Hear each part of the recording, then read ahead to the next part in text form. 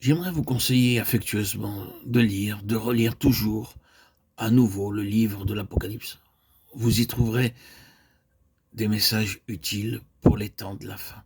Même si vous ne comprenez pas beaucoup de détails, ne vous inquiétez pas. Lisez-le verset après verset, lentement, avec prière, à genoux, et tous les mystères cachés s'éclaireront à l'heure de Dieu.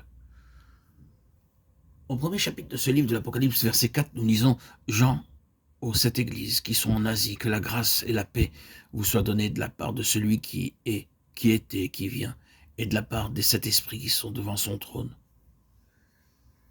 Cette bénédiction nous est donnée alors que nous commençons cette étude des 7 noms du Saint-Esprit d'après les textes d'Apocalypse 1, 1, 6, 3, 1, 4, 1, 5 et 5, 5, 6. Remarquez donc le nombre de répétitions de ce fragment de phrase, les 7 esprits. Le chiffre 7 est répété un grand nombre de fois dans ce livre. Le message du Seigneur Jésus-Christ était destiné aux 7 églises. Il parle aux 7 anges. Il y a un livre scellé de 7 sceaux, les 7 dernières plaies. Le chiffre 7 dans la Bible parle de perfection, tout comme le chiffre 6 est celui de l'homme, 8 celui de la résurrection, 10 celui de l'épreuve, 12 celui du fondement divin, 5 celui de la grâce, 3 celui de la Trinité, et 2 celui de l'unité. Lorsque Christ parle de ces 7 esprits, il entend par là l'œuvre complète et parfaite du Saint-Esprit dans nos vies.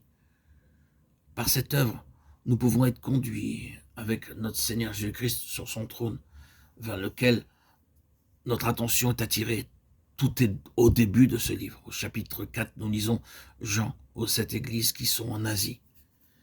Que la grâce et la paix vous soient données de la part de celui qui est, qui était et qui vient, et de la part des 7 esprits qui sont devant son trône.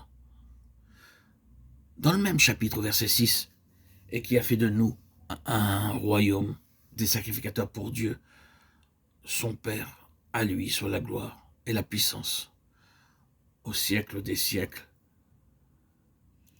Si nous sommes destinés à être des rois avec le Seigneur Jésus-Christ, nous devons avoir un trône. Vous ne pouvez pas être un roi sans trône. Vous ne pouvez pas être un roi sans royaume, domination, puissance et autorité. Ainsi, le Saint-Esprit attire notre attention sur l'appel céleste, saint et élevé notre bien-aimé et puissant Dieu, ainsi que sur son intention de nous faire asseoir sur son trône. Il veut que nous régnions avec lui. Sans quoi, pourquoi aurait-il dit qu'il veut faire de nous des rois et des sacrificateurs? Peut-être que certains parmi nous peuvent se demander comment parvenir à de tels sommets.